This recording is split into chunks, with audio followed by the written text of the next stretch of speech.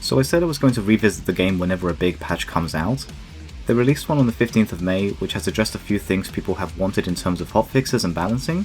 Just going to say this now, Flux is no longer OP, at least for fights leading to the boss. Still insanely strong against bosses, but at least you no longer play as one character for 90% reiterations.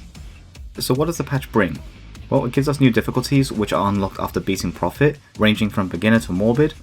Going from regular to expert wasn't too much of an issue for me, however, unlocking morbid, I don't know why the jump from advanced to expert is so grueling.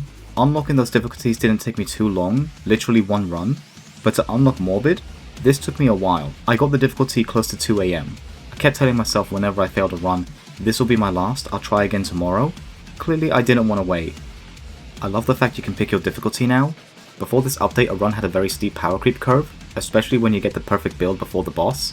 Now the difficulties help level that curve and really test how good you are.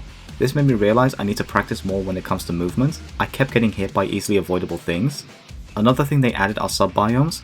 I like them, but I'm also disappointed with how you get to one. Initially I thought it was a case of it randomly showing up. It's available from the shop in every run you do, but that's the only disappointing thing. The rest of it is great. The sub-biomes are a more difficult section, but the reward is so much better. If you did the Operator's Trials, you know about the chest that gives you 3 items and are usually Mark II or 3 versions of protocols. You get one at the start of the segment and another at the end, but the rewards are most of the time a Mark III.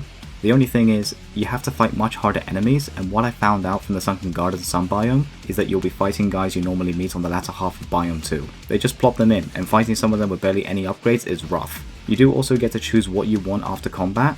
Usually you are given an option of 3, but in the sub-biomes you can pick from a selection. Maybe you want upgrades for Flux, or Vector, or Universal Routine, and it will give you 3 from what you decided to pick. So this can be a way to accelerate your build. I like the sub-biome in Steel Sanctuary more. They added wall running sections which reminded me of Titanfall. Then you have a new environmental hazard in the form of this giant press. I had a run where there was an elite, still had their shield up and everything. I managed to knock them back into it and they got deleted. So it's safe to say when Biome 3 comes out, this press will most likely be put into it. There's no way this will be relegated to this sub-biome only. What I noticed was, since this patch I barely got any Devil's Bargains and Operator Trials showing up. Maybe entering a sub-biome reduces the likelihood of them appearing. More unlocks have been added to your Void Matter. You can add more rerolls for the after combat rewards.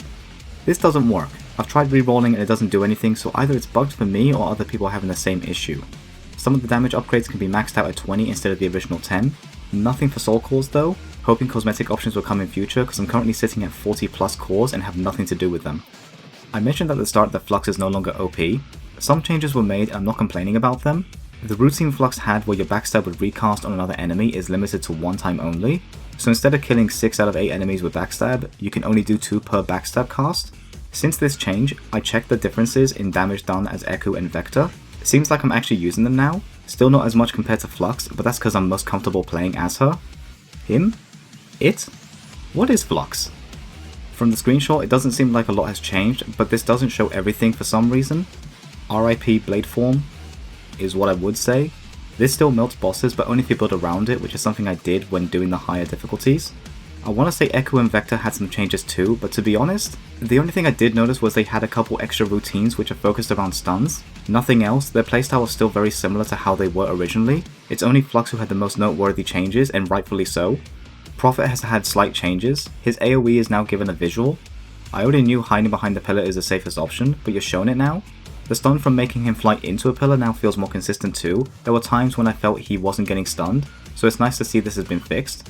This is a good patch. Not a lot changed when you think about it, but the difficulty options add even more replay value than what the game originally had.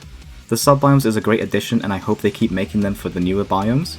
Just hoping for the day they add cosmetics you can unlock from soul cores, because they literally do nothing once you've unlocked Corpora and starter protocols.